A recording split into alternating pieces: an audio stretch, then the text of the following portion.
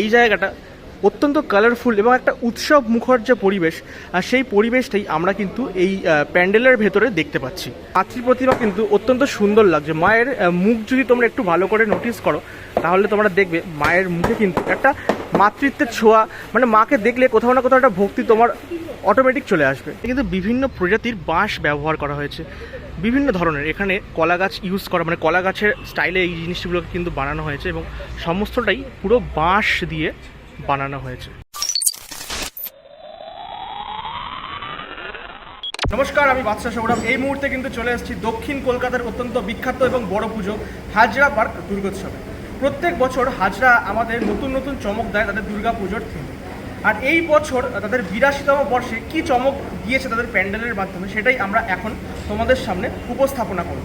তো চলো বেশি দেরি না করে মণ্ডপের বাইরে থেকে তোমাদের ভিডিওটা দেখানো শুরু করি।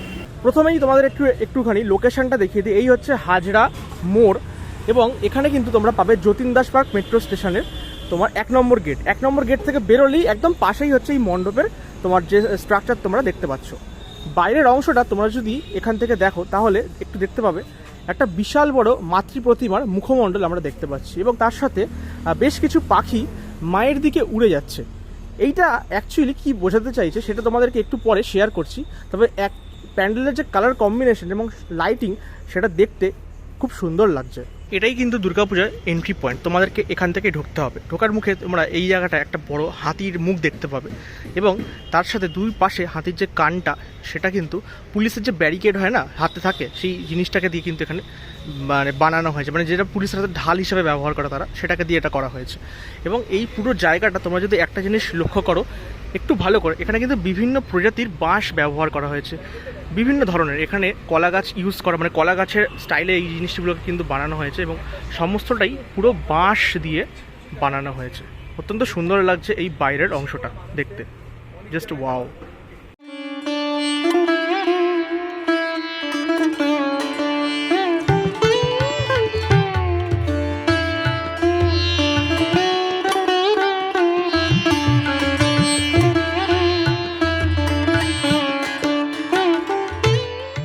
থিমের নাম শুদ্ধি এবং যে থিমটা যেটা নিয়ে করা হয়েছে সমস্তটা এইখানে কিন্তু পুরো লেখা আছে। তোমরা যদি পড়তে চাও তাহলে পজ করে কিন্তু এটা পড়ে নিতে পারো। এবং এখানকার শিল্পী কিন্তু বিমান সাহা, মাতৃরূপে পরিমল পাল। চলো তোমাদেরকে মণ্ডপের ভেতরের অংশটা ঘুরিয়ে দেখাই। বাইরে থেকে ভেতরেই যখনই প্রবেশ করলে এই জায়গাটা অত্যন্ত কালারফুল এবং একটা উৎসব মুখর যে পরিবেশ, আর সেই পরিবেশটাই আমরা কিন্তু এই প্যান্ডেলের ভেতরে দেখতে পাচ্ছি। ওপরটা যথেষ্ট কিন্তু ব্রাইট এবং খুব সুন্দর কিন্তু দেখতে লাগছে, ডেকোরেশনটা খুব ভালো লাগছে। আর ওপরের এই অংশটা তোমরা যদি একটু লক্ষ্য করো, এটা কিন্তু কাইনেটিক পার্ট, মানে এটা কিন্তু ঘুরছে, মুভিং পার্ট। এবং এইখানটা বেতের যে ঝুড়ি হয় সেই ঝুড়ি দিয়ে এই জায়গাটা কিন্তু করা হয়েছে। খুব সুন্দর কিন্তু আইডিয়া। এই আইডিয়াগুলোই কিন্তু দুর্গাপুজোর, মানে বিশেষ করে কলকাতার দুর্গাপুজোয় দেখা যায় স্পেশালি। খুব ভালো লাগছে দেখতে। মণ্ডপের এই যে তোমরা দেখতে পাচ্ছ এখানে বেশ কিছু মানুষরূপী এখানে মডেল দাঁড় করানো হয়েছে এই সাইডে এবং ওই সাইডে।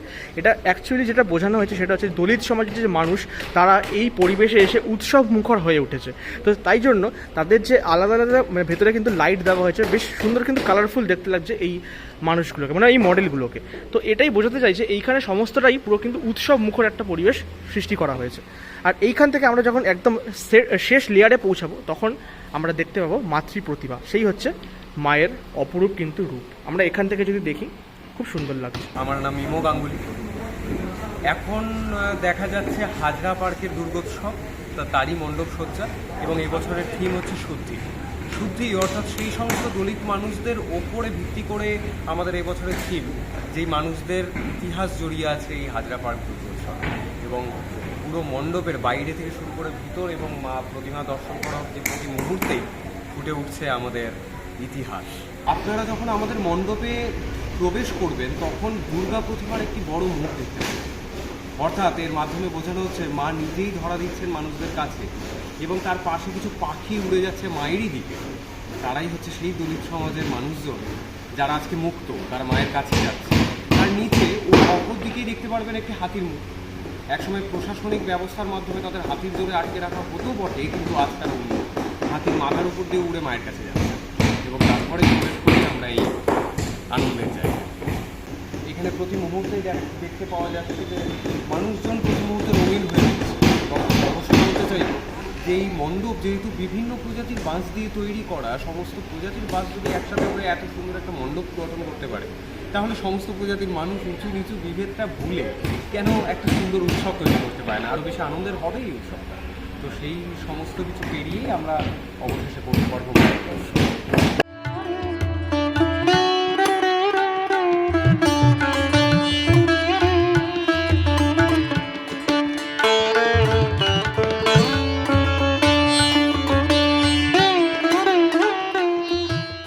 আর এই হচ্ছে মাতৃ প্রতিমা পরিমল পালের ক্রিয়েশন। অত্যন্ত সুন্দর একটি প্রতিমা আমরা হাজরাবাগ দুর্গোৎসবে দেখতে পাচ্ছি।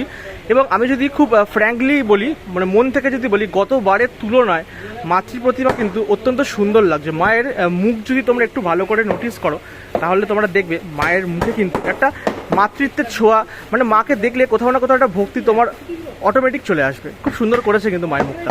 এবং এই জায়গাটা এখনো পর্যন্ত লাইটিংটা কমপ্লিট হয়নি, তাই জন্য একটু হয়তো হালকা অন্ধকার লাগতে পারে, বাট এছাড়া মানে মাকে দেখতে, মানে পুরো ঠাকুরটা দেখতে কিন্তু অসাধারণ লাগছে। এবং এই পোর্শনটা যদি তোমরা একবার দেখো, যেখানে মা দুর্গা বসে আছেন বিরাজমান, সেই জায়গাটা সম্পূর্ণভাবে কিন্তু বেদ দিয়ে করা হয়েছে। বিভিন্ন ধরনের বাঁশ বা বেদ যেটাকে বলা হয়, সেই সমস্ত জায়গাটা কিন্তু করা হয়েছে, তোমরা দেখতে পাচ্ছ।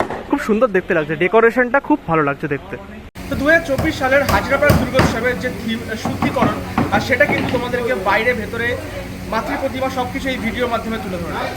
সত্যি কথা বলতে থিমটা কিন্তু তাদের যে ইতিহাস, মানে হাজরাবাগ দুর্গোৎসবের যে ইতিহাস, সেটাকেই কোথাও না কোথাও তারা কিন্তু তুলে ধরার চেষ্টা করেছে। দলিত সমাজের মানুষের সাথে এই পুজোর কি কানেকশন, সেটাই এই পুজোয় তোমরা আসলে জানতে পারবে এবং দেখতে পারবে। এবং এখানকার যিনি মেম্বার ছিলেন, তিনিও কিন্তু খুব সুন্দর করে আমাদের জানালেন এই পুজোর ব্যাপারে। এবং মাতৃ প্রতিমা পরিমল পালের ক্রিয়েশন, অসাধারণ একটি প্রতিমা আমরা দেখতে পেলাম হাজরাবাগ দুর্গোৎসব। তো আজকের এই ভিডিওটা তোমাদের কেমন লেগেছে অবশ্যই কিন্তু কমেন্ট বক্সে জানিও। ভালো লাগলে লাইক, কমেন্ট, শেয়ার, সাবস্ক্রাইব যেগুলো অবশ্যই করে দিও। তো চলো, দেখা হচ্ছে খুব তাড়াতাড়ি পরবর্তী ভিডিওতে। আজকের মতো গুড বাই।